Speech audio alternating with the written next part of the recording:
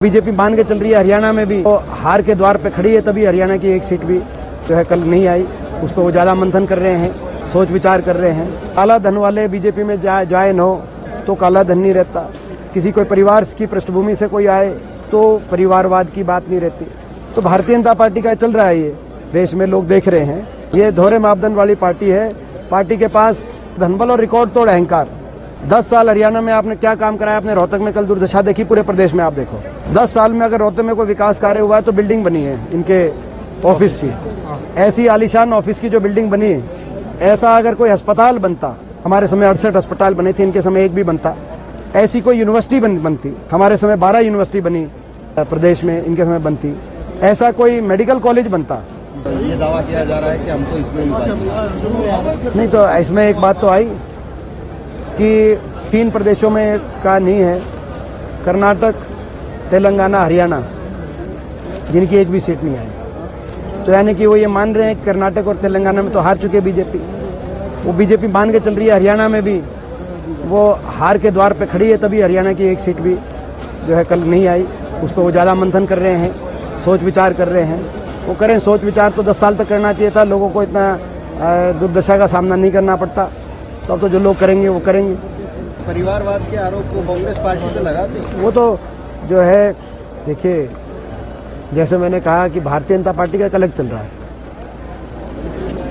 अभी 6 महीने पहले जब प्रधानमंत्री जी गए महाराष्ट्र, तो उन्होंने कहा कि इरिगेशन घोटाला और परिवारवाद के प्रतीक अजीत पवार को निशाने पर लिया प्रधानमंत्री, कि भ्रष्टाचार के प्रतीक बताया, परिवारवाद के प्रतीक बताया। अभी परसों गए महाराष्ट्र में, तो उन्होंने कहा कि अजीत पवार का एक संघर्ष रहा है महाराष्ट्र के प्रति। तो वो ये इस तरह के 100 उदाहरण मैं आपको दे सकता हूँ। बीजेपी के पास जो है ऐसी वो है कि भाई काला धन वाले बीजेपी में ज्वाइन हो तो काला धन नहीं रहता। किसी कोई परिवार की पृष्ठभूमि से कोई आए तो परिवारवाद की बात नहीं रहती। तो भारतीय जनता पार्टी का चल रहा है, ये देश में लोग देख रहे हैं। ये दोहरे मापदंड वाली पार्टी है। ये दोहरे मापदंड वाली पार्टी है।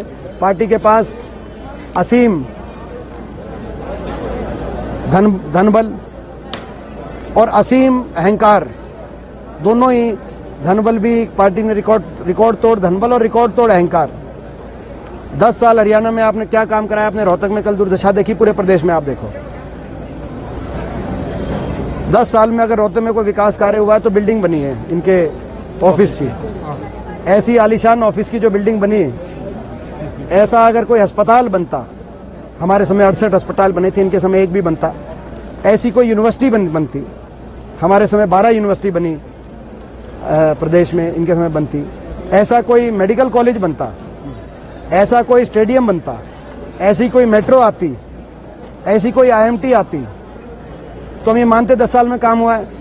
लेकिन 10 साल में इनके ऑफिस, हम तो ये कह रहे हैं कि आपका असीम धनबल है। हम उस बात का आदर करते हैं कि आपने इतना धनबल जुटा लिया भाजपा वालों। आप अपना एक दफ्तर बनाओ तो उसके साथ एक अस्पताल भी खोल दो, लोगों का भला होना चाहिए।